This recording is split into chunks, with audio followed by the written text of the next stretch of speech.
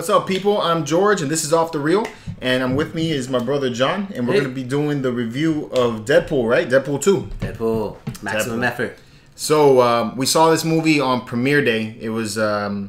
It was Thursday night, right? 17th.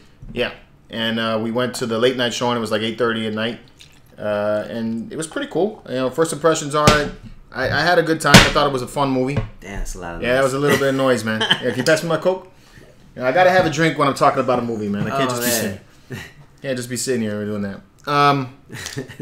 Whatever, bro. It's okay, man. Talking all that smack, man. I just feel for the audience, bro. You just ruined their ears.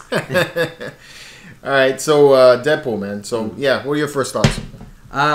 Overall, I liked it. I thought it was. I liked the story. I liked the action. I like most of the characters. But I still thought Deadpool 1 was better. Yeah, I had a feeling that it was fun. I enjoyed the movie. It definitely had a lot of laughs. Mm-hmm. You know, I thought that was cool. Had a decent amount of action. It was more of a comedy, I would say, than it was an action film. And I think because of that, it was it fell into some of the same problems as you would expect to get from a comedy movie that you see a trailer of, or you see too much of a trailer of. I feel like they give away too much of the jokes. Okay. You know, and then when you go see the movie, you're left with these scenes, and yeah, you still chuckle at them, but you don't get the same feeling you got when you saw it the first time. You know? Yeah, I felt like the audience there was, like, they would like bust up laughing at scenes, and I would sit back and like, man, was it that funny, or is it just me? Yeah.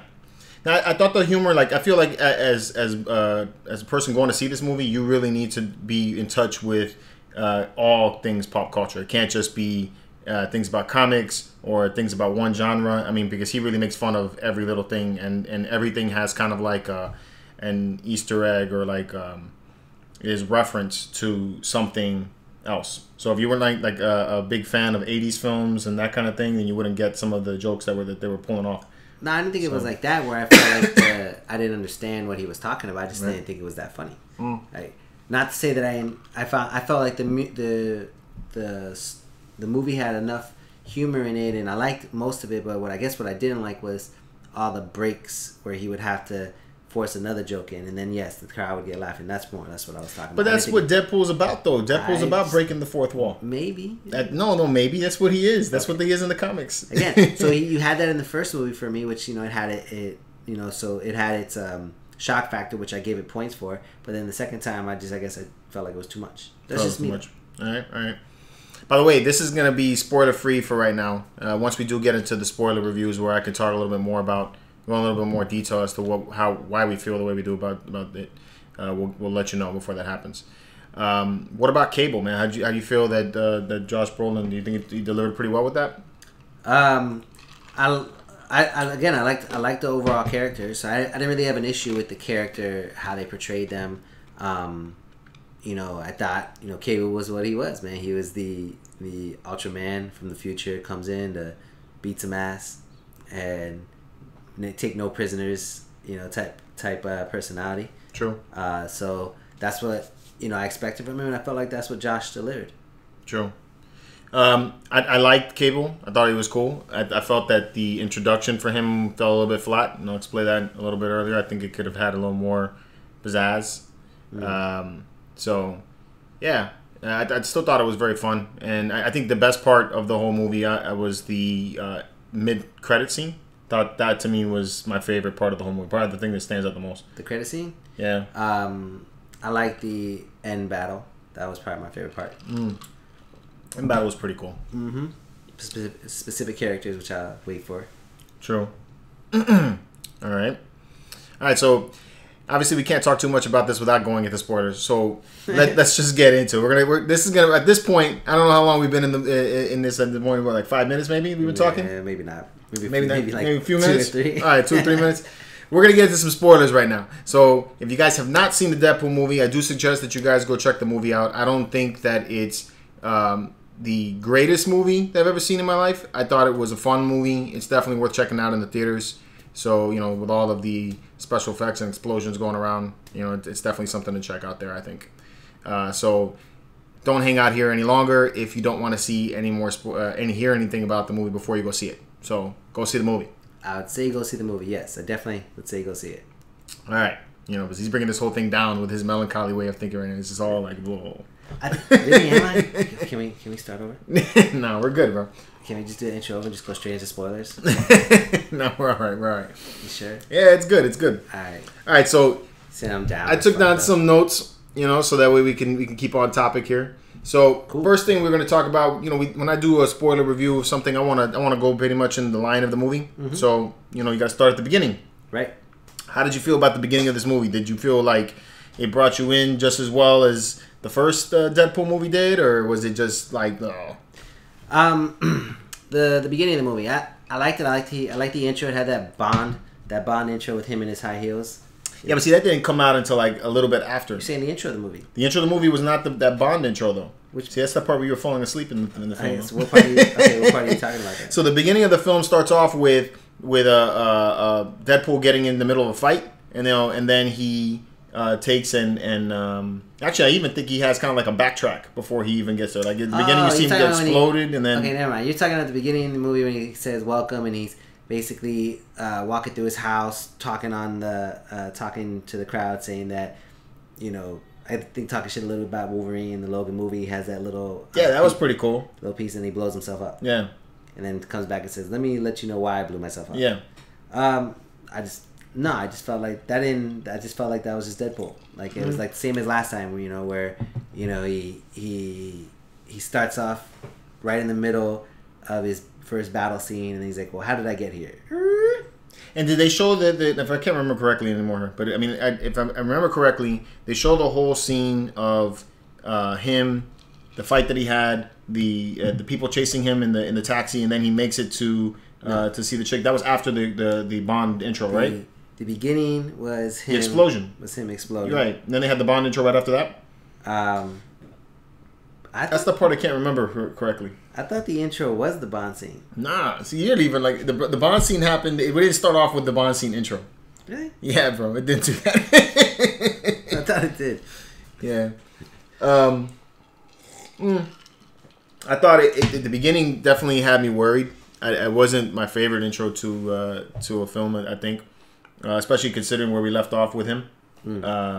So yeah. So I mean, I thought the Bond intro was kind of funny though. Yeah. I mean, again, I think he did that whole rewind and tells you why he's here, and then it goes straight into the battle right before his girl dies. Right. Yeah, by the way, his girl dies. So I felt like that didn't have that much emotional weight to me either, because he spends the whole time making fun and making jokes and stuff like that you're just like, you don't really feel for him that his girl died like that. Nah, I disagree, man. When his chick was dead and he goes out there, I thought it was going to be one of those movies where he was going to be angry and just murdering people for a while. But that really wasn't the case. Nah, it just was. He was like mopey, and it just didn't seem like a Deadpool thing to be. You know what I'm saying? Although it was funny, but yeah, I just felt he was being mopey.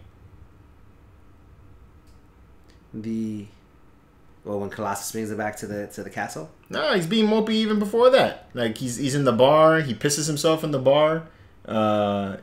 His boy tells him that he needs to go home because he's been at the bar for like God knows how many days. Mm-hmm. Were you awake in the movie, bro? Yeah, I guess. See, that's the problem with the movie. So many damn pauses where he's explaining this or interrupting it that it doesn't have one continuous flow. I felt like that had a continuous flow. Not for me. Apparently not. Okay. But I do remember the scene where his dude's pissing on the ground or he's pissing on the floor. Yeah, I felt like it was not. It was. Yeah. It was not. It brings you back. It brings you. Okay, it has the bomb scene. Then he tells you. Then he rewinds it. Then he brings you back to right before the bomb scene where Colossus picks him up. No. Okay. No, that's not how that went down. But what? It's not how that went down, that's bro. Exactly how that went down. No, it didn't. I feel like you were like in a different film. You must have been in a different theater altogether, dude, bro. Hey. The movie starts off. The movie starts off with him blowing up. He's setting up his house to blow it up. You're seeing that he's turning on the gas thing. Yeah, it explodes. He turns on the Wolverine charm box. Right, which I thought was pretty funny. He's walking around. The Bond scene comes in, then it comes out. He talks shit about Wolverine, saying that I'm gonna die too. And this one, boom. Then you have the Bond scene. Then you have the scene that explains why he exploded himself, leading up to the point where he blew up, which was everything at the beginning. Then, but before that point, before he blows himself up, he's being mopey and all that stuff. After he blows himself up, that's when Colossus comes and picks him up. And he's still being mopey. He's still being mopey after that point. Yeah, yeah, I agree. I think that the whole mopiness was just, it didn't seem like characteristic of him. His girl just died. Yeah, but I mean, I don't know. Like again, like what you just said before, we would expect it to be him having revenge on the people that did this, and he seems to get everybody like that. But you know, who sent those guys? All those guys just look like goons. So I thought that there was going to be more of like, this is going to be a battle leading up to the guy that sent them to kill him and his wife, or really meant to kill him. He kills that guy. He just kills a dude that's in the street. He kills a bunch of people that were there to be there. And the guy was the last guy that got away. He's driving away in the car. He catches him. He grabs him. He gives him a hug. And again, he gets hit by a truck. That was a goon. That was not a goon. That was the bad. That was the bad guy. That was the main bad guy. The guy that was inside of the yes, that was him. The safe house. He didn't look like him. He was the last guy to get out and shoot his wifey. Yeah. Yes. Because Okay. he killed all the goons when they came in there. They must all look alike to me, because I didn't. That dude didn't strike me like the same person. Shit. So shit. Yeah. All right. This is gonna be a fun video to watch, bro. We're gonna spend like an hour world's worst review arguing over the beginning, because I mean, shit. You're gonna do this again. I'm gonna let this one ride. All right. So. Joins the X-Men. I thought that was kind of cool. You know, the whole scene with the Xavier chair. Training. That shit was funny. Yeah. X-Men training. I thought it was funny though. Yeah. You know. I thought that part was funny too. I would agree with that. One of my favorite scenes. The funnier parts for me in the movie, where he's running around in the Xavier chair. I thought it was hilarious. Dropping shit, and then you see that little cameo of the X-Men talking shit that we can't have more. Yeah. That's cool. One thing I don't like, period, about the X-Men scenes, or the X-Men scenes with Deadpool, is that that Colossus can't change forms. I don't like that one bit. Okay. So, you know, I wish they would put a little more money into that, allowing that to happen. Or I guess that's their way of fucking around and saying fuck the X-Men. Yeah. I mean, he even makes fun of himself about it being a low-budget film. That's why he's like, how come there's never any more X-Men in this house? But it wasn't a low-budget film. Yeah. Yeah, it obviously wasn't low budget, but it's made to seem like that. Like you're inside the X Mansion, but there's no other X-Men in there. You know, other than those three. And he calls him out on that. He's like, how come there's no other people other than you guys? You know? The Asian chick was kind of cool. Yeah, she was cute. Yeah. You know? And she wasn't Psylocke. I thought she was supposed to be Psylocke. Do you know who she was? No, actually I don't. Do you know? Nope. Okay. Horrible review. I don't know who the chick was. You got it right there. Yeah, I don't know, man. I don't know who she was. I'm going to have to skim through all these people to find it. Alright. Yeah, because even the other guys, the people that were in the X-Force, when he finally formed the X-Force team, they weren't all people that were in the comics, I don't think. Yeah, it wasn't not him. It was Domino, I think, Colossus. Yeah, those people were. Cable, Forge, and Dr. Nemesis. But Colossus wasn't one of the original X-Force. He's part of that particular part of the X-Force. Yeah. So he takes and he joins the X-Men, and then after he joins the X-Men, they get a call or something happens, and there's some craziness going on. Kid going out of wild. Yep. I didn't like the kid. I thought he was whack. Yeah, man. I didn't like that kid at all. Who was he? Yeah. Who was he? Could we have a better villain than a whiny fat kid who wants to dance? Mm-hmm. Yeah, that was kind of a lame character in my opinion. I didn't like that one bit. And then I didn't like Ajax in Deadpool 1. I thought that was a whack villain too. Nah, but he was more formidable than formidable. Yeah, there you go. Than this dude. True. This dude wasn't even bad. Yeah, this dude wasn't bad. The other dude had powers too. Nah, he is. He's strong, I thought, right? Or he had agility. Yeah. Right. He was pretty strong too. I didn't like him though. Yeah.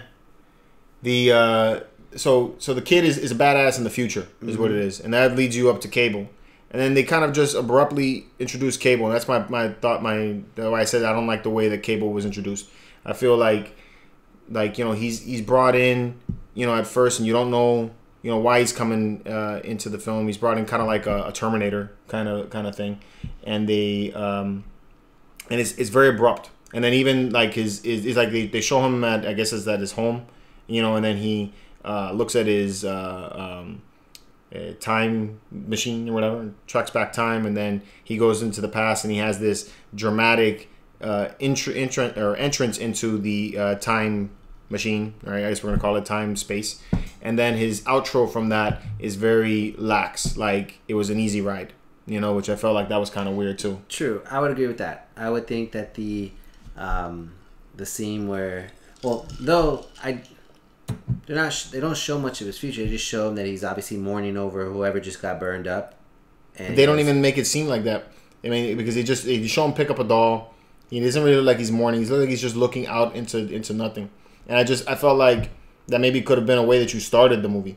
So you would want him to show him mourning more. You felt. I wish that they would have started in the future and then showing Cable maybe battling it out with a guy, mysterious dude or whatever, and then his option to do something about that or whatever is to go into the past, something like that.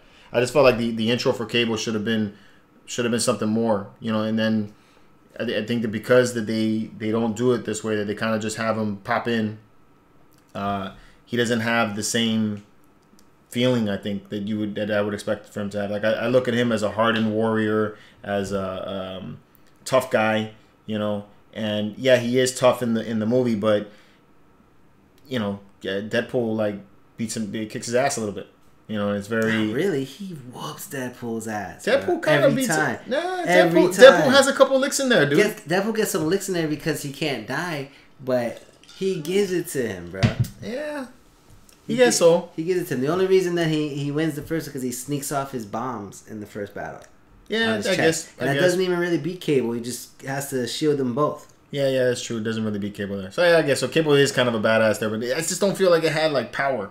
Did you feel like when you came into the thing that you were just like, oh yeah, let's see what happens, the Cable scene, I mean, I guess because I know that he had a wife and child that's killed, and he followed someone back to the future, which technically was Strife, but but for people who go to this film that are not comic book people, we know these things, but people that come to the film to go see a Deadpool movie, they're gonna get introduced to this guy. And it's going to be kind of like he's another guy. But all you need to know is that he's from the future. They answer the reason of all those people, why he came. I don't know, man. For instance, like the scene in Terminator 2, right? Let's compare that to that. So Terminator 2. So you had a ultimate bad guy that came to the past, killed this kid, and then you had Arnold Schwarzenegger that shows up, and then that scene where Arnold first runs into the T-1000. It's pretty badass, in my opinion. It is. It's one of them scenes that's very like, you see him come in and you're just like, shit's about to go down, And I didn't feel that way with Cable. I just felt like, he's getting about here. Terminator 2? Terminator 1. I mean, no, I disagree with you because in Terminator 1 and 2, they don't show nothing of their future. Maybe Terminator 1 when they're sending the guy, but they really don't show much. They show these balls of energy popping with a lot of electricity popping into the earth, and whoever is around is there. But they don't show a reason for why they came. I'm not saying that they show a reason for why they came, but it's definitely more dramatic in my opinion.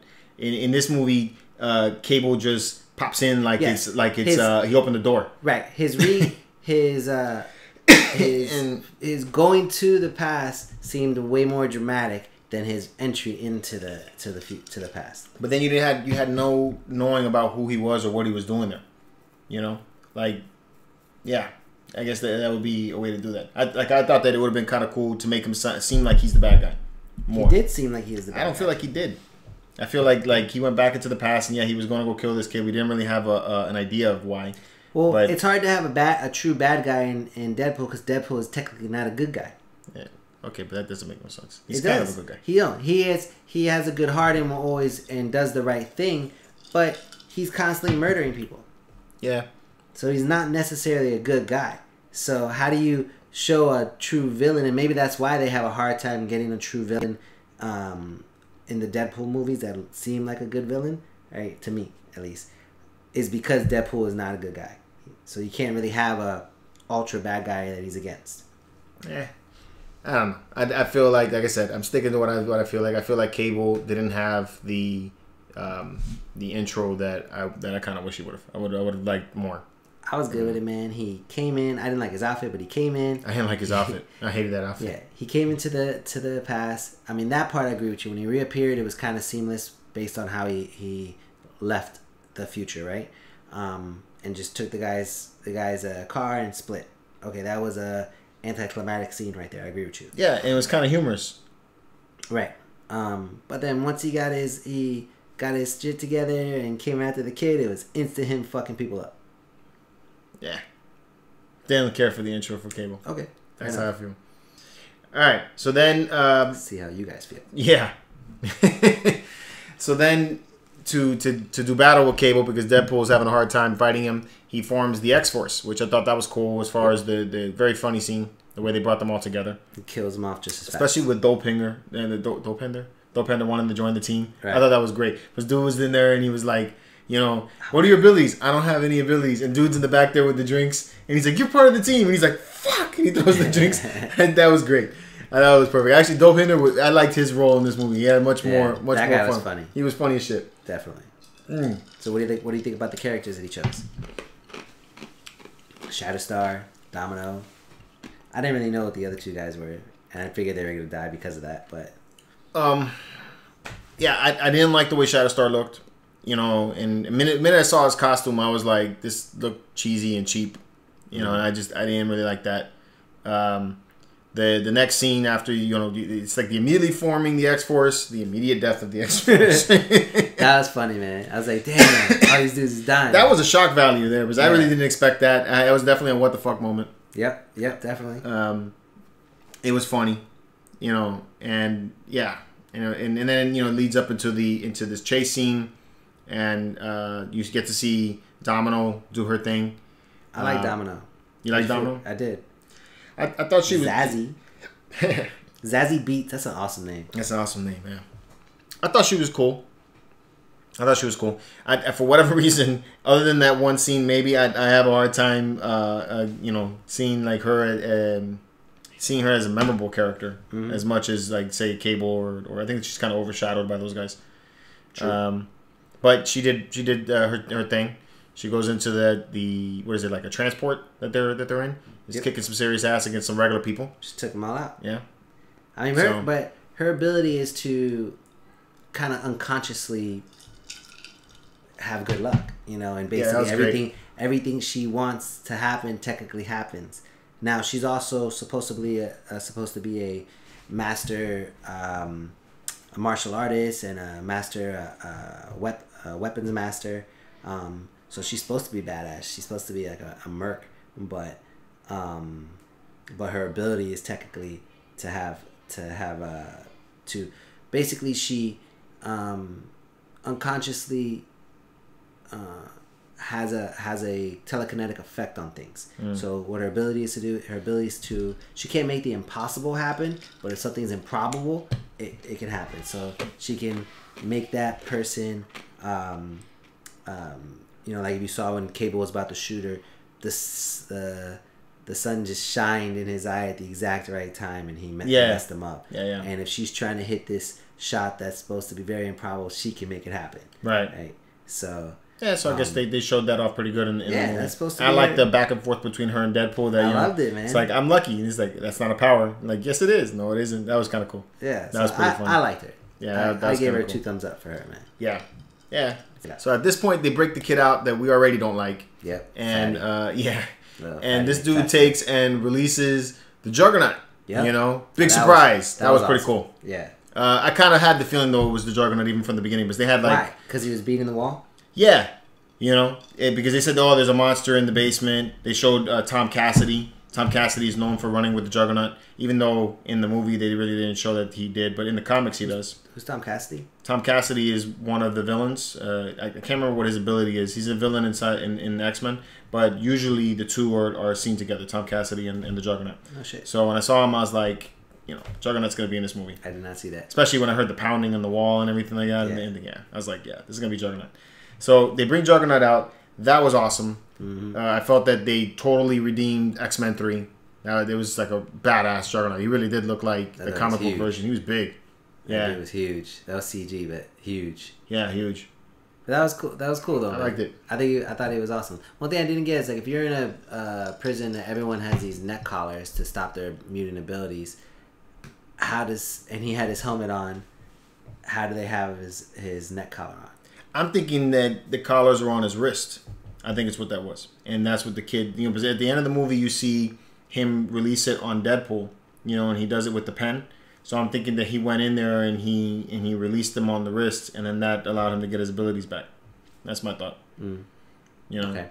so I don't know. It could be that's speculation because they really don't show it.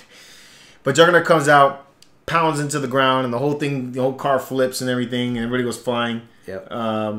You know, I think Deadpool does they do another scene similar to the first movie where he teabags Cable at that point. Yep. You know, so there were a lot of reused jokes in my opinion in this movie, right? Yeah, I thought so. Yeah, you know, I thought that they you know, and they were funny still. I just thought that they were reused.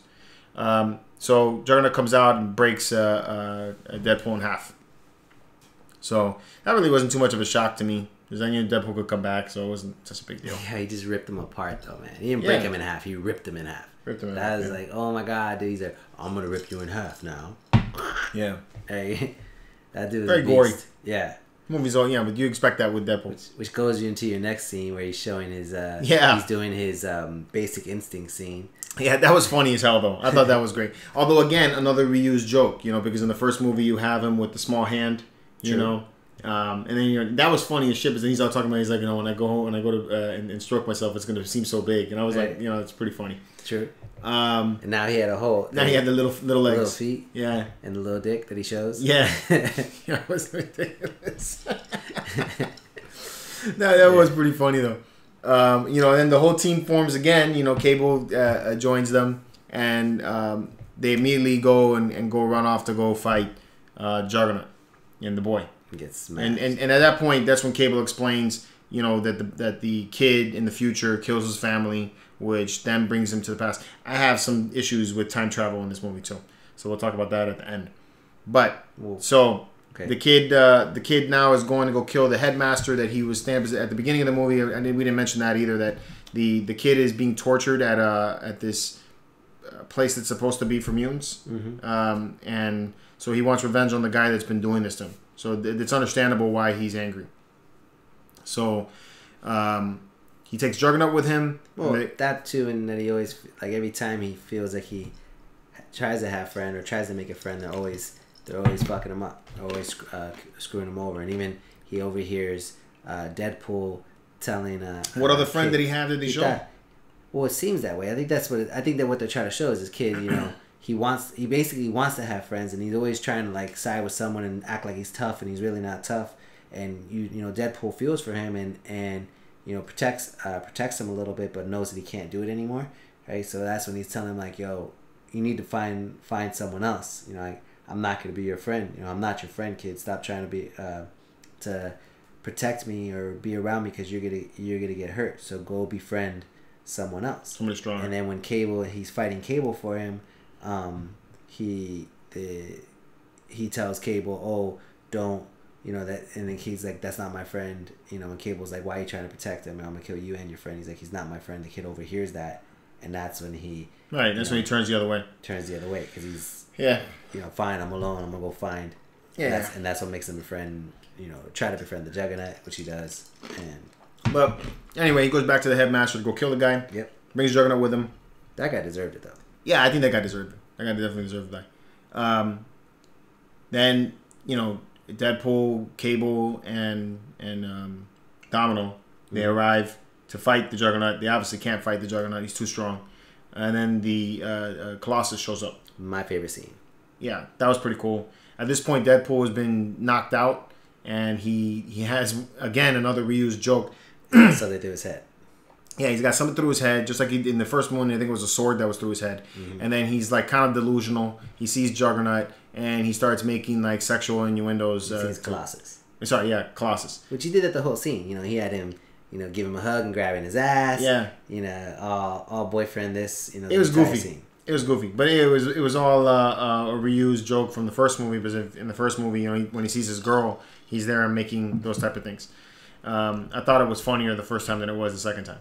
But either way, Colossus gets in there. He starts doing his thing, and him and the Juggernaut go at it. Yep. That was a pretty badass fight.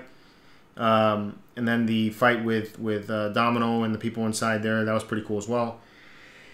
Who was Deadpool fighting? Deadpool was trying to get to the kid. That was what he was trying to do. So he was trying to stop the kid. He really wasn't. He did participate a little bit in the fight. So Colossus is fighting the Juggernaut, and that's an epic battle, and that was awesome. Domino gets inside and starts going after, trying to save whatever kids that are in there. Whoever the headmaster is sends out all the minions which Deadpool and Cable are fighting, all of them at that moment. So that's what they're doing during that whole time. And the kid is going after the headmaster. Right, and Deadpool and Cable were trying to stop him. Yes. And no. Cable was giving Deadpool a small window before he kills the kid. Deadpool was trying to stop him, but during that battle, he was fighting all the hundreds of minions that were.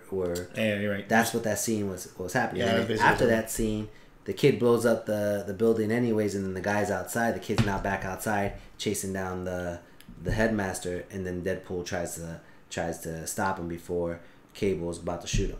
Right. So he turns the kid back. Actually, there's an explosion or something, and he gets soot like thrown all over him, dirt and everything. It makes his suit gray. No, the kid blasts him. He tries to stop the kid to talk to him, and the kid blasts him. That's right. And he falls back, and then Cable says "fuck it," goes to shoot the kid. That's right. Deadpool jumps in front of the bullet and gets shot. But he has the collar on him at that point. At that point, he does. But yeah, you're skipping the part where what I was talking about, which was that he's covered in dirt and it makes a gray suit because the kid blasted him. Okay. Yes. Gonna finish? Yes. Thank you. Shut up. So he's covered in gray, which is a callback to his X-Force suit, which I thought was kind of cool. Yeah, it was. So that happens. Yeah, you're right. At that point, they puts the neck brace on him, which kills his abilities, and he jumps in front of a bullet that. Well, he tells the kid, "You want to kill someone, kill me. I'll be your." Right, but he aims over at it ends up being Cable shooting the kid. Well, Cable in turn loses his patience on waiting for Deadpool to try to stop the kid, because it does get the kid to pause a little bit. Right. Right, and then Deadpool goes to shoot him because the kid seemed like he's about to do it anyways. Right, Deadpool gets in the way. Deadpool takes the bullet, and then there's this drawn out death scene. That was a long death scene. Yeah, it was long. That was borderline Lord of the Rings style. Yeah, it was pretty long. That was kind of like a Family Guy type of thing. Like the scene just kept on going and going and going. I'm dead, but wait. Yeah. One more. And then here's my issue with the time travel thing is because so you stop this kid from being the badass who kills Cable's family. If he stops that point from happening, Cable has no reason to come into the past anymore. Cable's not there. I mean, Cable's not there. Cable's right there. No, but the person that would have seen that, like Cable has affected that. The same thing like Back to the Future. Exactly, and in Back to the Future, you disappear when something changes. No, yes, not Marty. Marty had to go back, and then when he's there, everything's good. What are you talking about, bro? In the first Back to the Future, this is gonna be a funny video to watch. When in the first Back to the Future movie, the whole thing of it is that he's trying to get his parents to fall in love with each other, and his mother is liking Marty, and because the mother is liking Marty, his family, his brothers and sisters, they're disappearing in the pictures. Marty himself is disappearing, and the whole thing is for him to get his mom to kiss his dad. Marty is disappearing because he doesn't exist. Exactly. But so that's a different thing. It's not different. Nah, it is. It's not different. It's not, bro. It's because if he didn't exist in the future, there's no point. There's no reason for him to ever, or even a time place for him to ever go into the past. So if Cable's family was not murdered, then he has no reason to go into the past. He would cease to exist where he is now. That's not true. Oh boy. Okay, explain your point. Because that Cable only lives to a certain point in the future, right? That point is in which those people are dead. So after this point, this Cable who would have known the death of his family, right? He's now in the past. So in a timeline, this existed. He's the only one that knows that scenario. So when he fixes it, when the kid doesn't do it, so his wife didn't die, he experiences that. There are other movies that have the same. And I would say that the time travel thing does not make any sense. Nah. If you stop somebody, like it'd be the same thing. Like if you kill Cable as a baby at some point in his timeline. But then every year after Now, every year after which he died, then he would experience. Now, that Cable... So, what I'm saying is, if like, okay, we're in 2018, right? It mean you went to the future, right? You went to the past. Excuse me. It mean you went to the past and changed something, right? Mm-hmm. The point in which we came back, right? We're the one that experiences that. Like, so we would have to come back and now be there for everybody else. You can't come back and be there for everybody else. You can't. It's because, again, if you change something that affected a time point, like at that point in particular, he went into the past because his family was murdered. Mm-hmm. That's the reason why he went into the past. Mm-hmm. If now the family was not murdered, because you saw that by the doll. Right. Even that, the doll shouldn't really be there. But the doll is no longer burned, so the family did not die. He did not have the reason to come into the past in the first place. So he would not be there in the past. He would be in the future. It's just... It makes logical sense there. So in Days and Futures Past, when they stop Mystique from killing the person, right? So why didn't Wolverine's body disappear? I agree. I feel like well, in that case, he woke up and now he's in that time. In that case, what they show is that Wolverine is in the body of his past self. That's what they show. So Wolverine didn't disappear there. That makes sense that he didn't disappear there. But what doesn't make sense is that he remembers the stuff that happened. Now in the X-Men comics, they do have that thing of the temporal placement.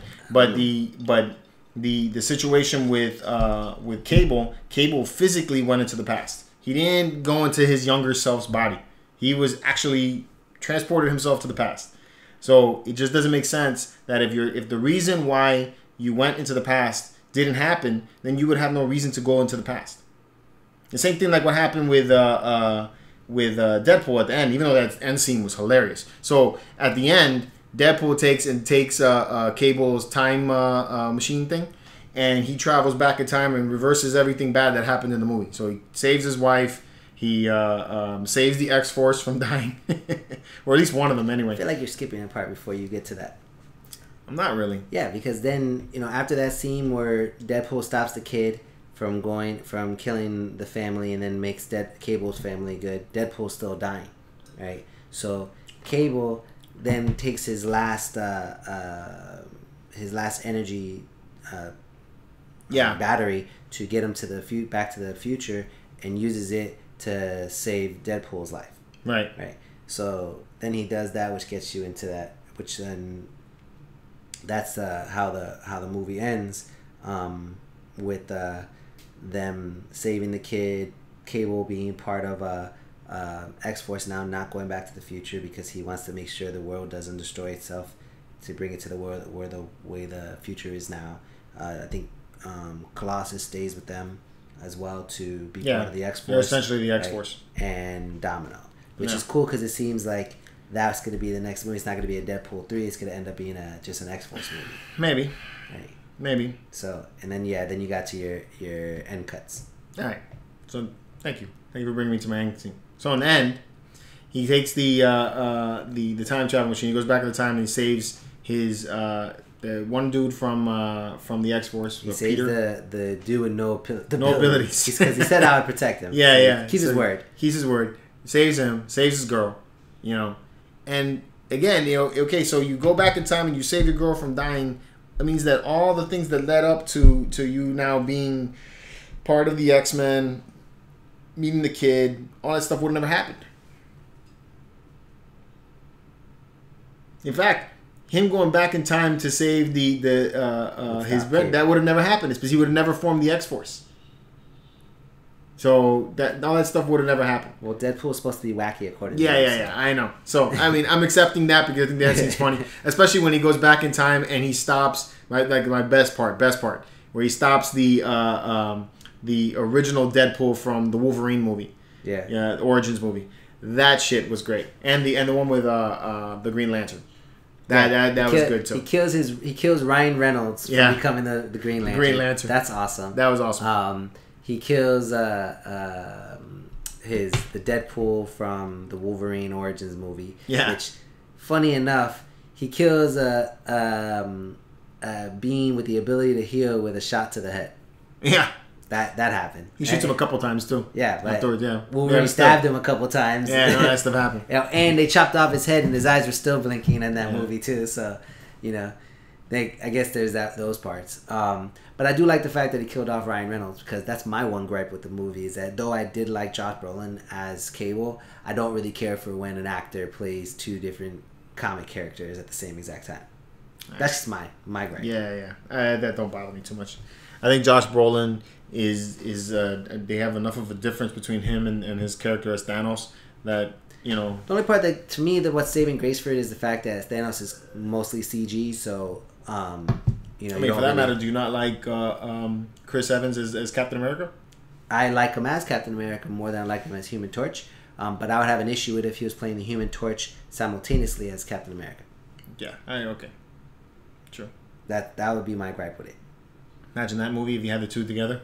Yeah, right? Yeah, how do you do it? Yeah. How do you do it, man? But quickly move into scene. Exactly. Well, technically, how are you gonna do?